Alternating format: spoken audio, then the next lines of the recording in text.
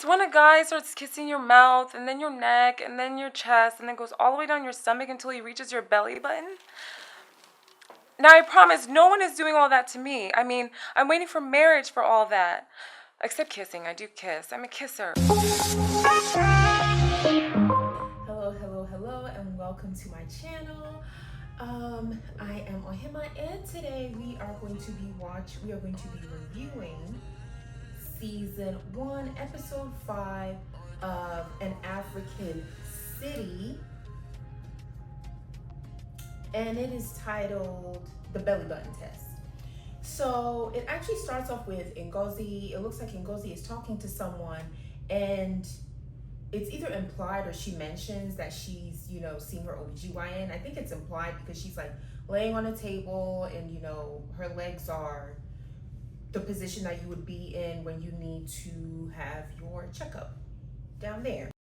It was rather a lack of confidence that made her rush to see her gynecologist months before her annually scheduled visit. Me about this thing called the belly button test.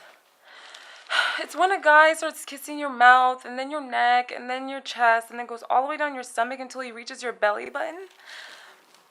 Now, I promise, no one is doing all that to me. I mean, I'm waiting for marriage for all that. Except kissing. I do kiss. I'm a kisser. But what about the day that I meet my future husband? I mean, what about the day that I do get married? What if my husband does the belly button test on me? I haven't still told you what the belly button test actually is.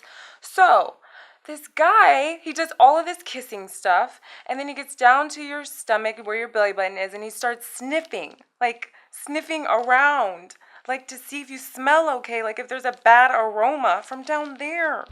So with her, she says that she eats a lot of asparagus, so she is concerned about her scent, about her smell.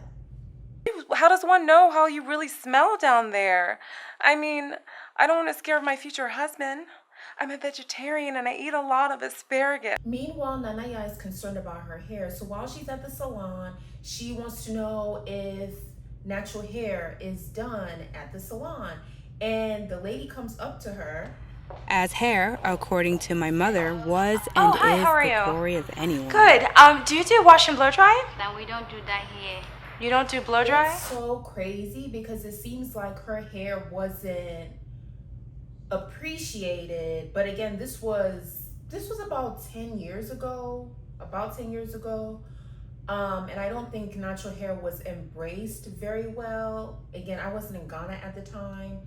But it's still really sad to see how it's like, why don't you just perm your hair? Your hair will be more beautiful that way, is the implication. So it's really sad, and I'm glad that she decided not to go through with it, because do what you want with your hair. If you want to perm it. But if you want to be natural, you should be allowed to be natural as well. So that was disappointing for them to be like, oh no, we don't do natural hair, we do perm. We do perm. You don't do natural hair. Yes, please. But when you do perm, you only do perm. So with Sade, we see that it's like she's been trying to avoid the police, but unfortunately the Ghana police, they catch up to her and they're like, okay, let's see your license. And she pulls out. It says Massachusetts. She pulls out her Massachusetts license, which I'm like, again, I don't know what the rules are in terms of, I know that there are international licenses, but I don't know about if you can use your American license in another country. According to her, she was told that she has about 90 days, and then after that she needs to get a Ghana license. Actually, she makes it seem like she lies, and she's like, I haven't been here that long. I was told I have 90 days. So they let her go, because if they found out that she had been there longer, it may have been another issue. And we know that Sade probably does not want to try to be in trouble again. Well, not try, but I'm sure Sade probably does not want to be in trouble again, because she was in trouble a couple of episodes ago.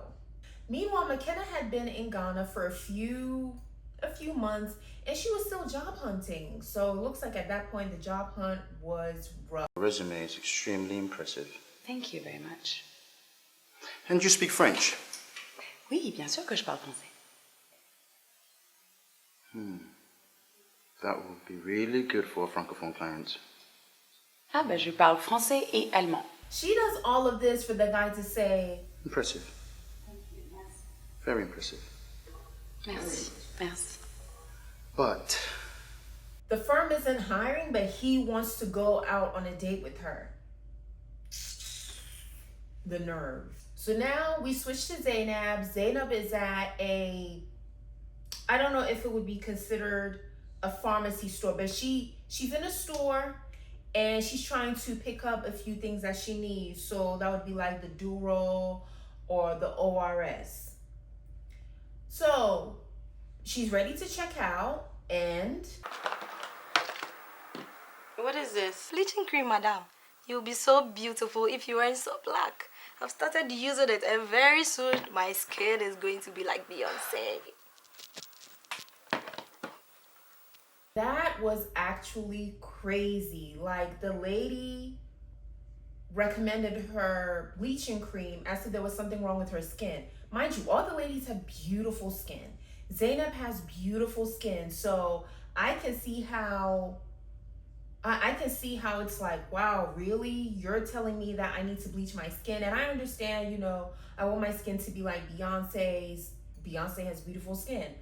But even people who don't look like Beyonce have beautiful skin. Like, darker skinned women also have beautiful skin. So like Indiari, she has beautiful skin.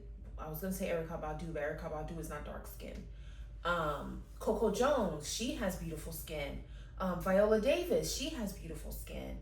The Bailey sisters, now again, I'm talking about different ranges of black women. Oh yeah, Issa Rae has beautiful skin.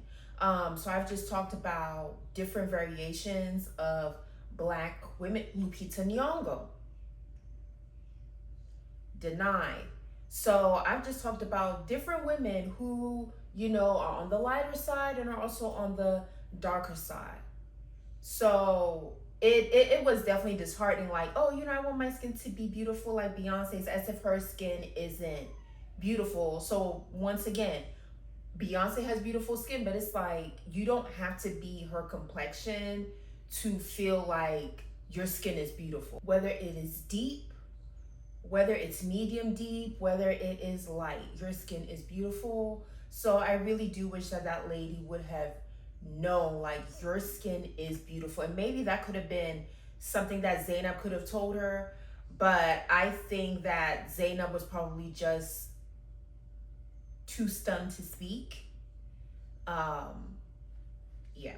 The girls meet up and they are talking about pretty much like different incidents that they've had. So the bleaching cream incident is talked about, the perming incident is talked about. And when it comes to both instances, Sade says, My life is a conspiracy. I've been changing my route to and from work every single day, avoiding police barricades, and yet there they are, everywhere I go. You are a competent woman. It is so hard for me to believe that you were intimidated by the Ghana police. Well, it's weird. In Boston, I was fine, but the men I knew, they felt racially profiled. But here, the men, they sit laughing and joking at police barricades with them, and I'm sitting there sweating profusely. Just McKenna also mentions that she finds it really interesting that the people or the men that are the most interested in her are those that are married. And it's just like, wow, that is... It looks like some things don't change. I'm not talking about for me, but I have heard and I've seen things. And it's just like, wow. Yeah. Sade did also mention that she tried to avoid the police, but it just did not work. She tried to avoid the police barricades, but it's just like the more she avoids, the more they show up, which is just so crazy. Nanaya does mention that she was shaken up. She admits that she was shaken up when she saw Shagun's girlfriend. Nanaya asks the waiter for water in tree. What is the guns they carry? I mean, they're huge. Why do you have to walk around with such big guns? Me pacho, waiter? Me pacho, me pe insio. Wow, Nanaya, very good. And the girls are cheering her on, and it seems like such a silly thing, but she was struggling before. So the fact that she was able to do that, it looks like, well, I believe that it shows that she was, you know, relearning one of the many dialects in the Ghanaian culture. She also admits that she was shaken up when she saw Shagun and Kukwa. And she says that she will not allow Kukwa. Meanwhile, Ngozi is still concerned about the belly button test, and the girls are reassuring her, you are fine, you know, with the different things that you eat or the different things that you don't eat, you are fine. Don't worry about the belly button test. It will be fine. So now Ngozi is on a date. She's on a date with a man by the name of Ni. Ni is very common in Ghanaian culture, and usually when someone's name is Ni, they're Ghan. And I think it was mentioned that he is Ghan, but he was born and raised in LA. He was born and raised in LA. So, you know, they're kissing and, you know, whatnot. He tries to like... And Ngozi, being a kisser, was doing just that. Kissing. Followed by the usual tug of war of her hands with his hands. And she's like, I don't want to do that. Can we just continue kissing? And he's like, look, I'm 33. I don't want to just kiss. I want to do more than just kiss. I also forgot to mention that he is vegetarian. He is also vegetarian. This will be important. So she mentions that she wants to wait till marriage. It seems like there's an understanding, which it should be respected. If she doesn't want to do anything until marriage, it should be respected. So he mentions that after they kiss, his throat gets itchy, scratchy. He gets some sort of allergic reaction. Oh, wait. What? There's something we need to talk about. Okay. What? Every time we kiss, the next day? The next day? The next day, my throat is itchy. Itchy? Yes, itchy. I don't understand. I think it's something you're eating. Ngozi says she hasn't been eating meat. She says she's been craving it, but she hasn't been eating it. And this man says... Let me inspect your tongue. You want to inspect my tongue? Yes. Tongue inspection is crazy, but I'm not sure how he would be able to tell if she's eaten meat by doing a tongue inspection.